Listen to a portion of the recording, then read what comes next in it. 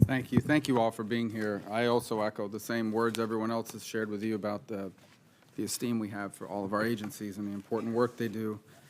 And I think this has already been touched upon, I do believe that Russia, Vladimir Putin in particular's efforts around the world are very important, but the biggest issue of our time, in my view, and I think in the view of most of the members of this committee, and I would venture to guess most of the members of this panel, is China and the risks they pose. I'm not sure in the 240-some-odd year history of this nation we've ever faced a competitor and potential adversary of this scale, scope, and capacity. It is my personal view, and it's shared by many people, that they are carrying out a well-orchestrated, well-executed, very patient, long-term strategy to replace the United States as the most powerful and influential nation on earth.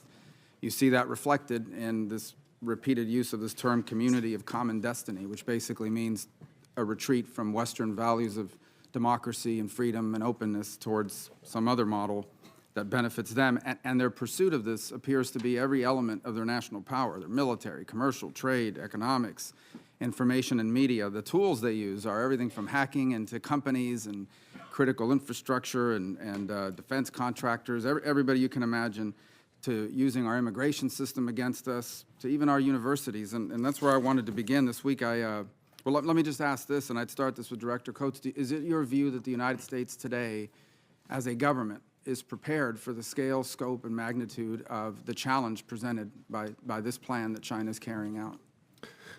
We have full awareness of what the Chinese are attempting to have full awareness of what the Chinese are attempting to do on a global basis.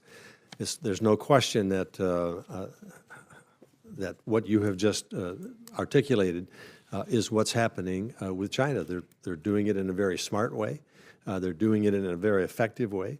They are looking beyond their own region. I think it's clear that they have a long-term strategic objective to become a world power, and they are executing throughout the whole of government ways in which they can accomplish that.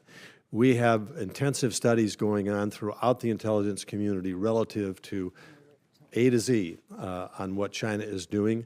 General Mattis has asked us for that. Others have asked us to provide that. Senator Warner called me last week. We had a discussion on that. I assured him that we are pulling all of our elements of intelligence gathering together to provide a very, very deep dive into what China's plan is doing now and what their plans are for the future and how it would impact on the United States.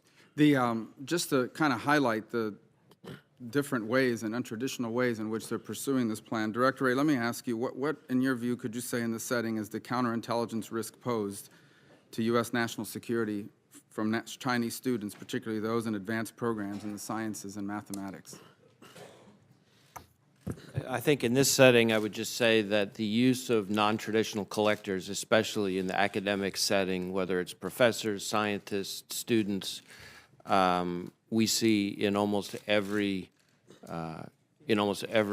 field office that the FBI has around the country. It's not just in major cities; it's in small ones as well. It's across basically every discipline, and I think the level of naivete on the part of the academic sector about this creates its own issues. They're exploiting the very open research and development environment that we have, which we all revere, but they're taking advantage of it. So one of the things we're trying to do is view the China threat as not just a whole of government threat, but a whole of society threat on their end, and I think it's going to take a whole of society response by us. So it's not just the intelligence community, but it's raising awareness within our academic sector, within our private sector as part of the defense. Well, in that vein, last week I wrote a letter to 5 higher education institutions in Florida about the Confucius Institutes, which are funded by Chinese government dollars at U.S. schools. And it is my view that they're complicit in these efforts to covertly influence public opinion and to teach half-truths designed to present Chinese history, government, or official policy in the most favorable light. Do you share concerns about Confucius Institutes as a tool of that whole of society effort and as a way to exploit the sort of naive view among some in the academic circles about what the purpose of these institutes could be? We do share concerns about the Confucius Institutes. We've been watching that development for a while. It's just one of many tools that they take advantage of. We have seen some decrease recently in their own enthusiasm and commitment to that particular program, but it is something that we're watching warily, and in certain instances have developed, appropriate investigative steps.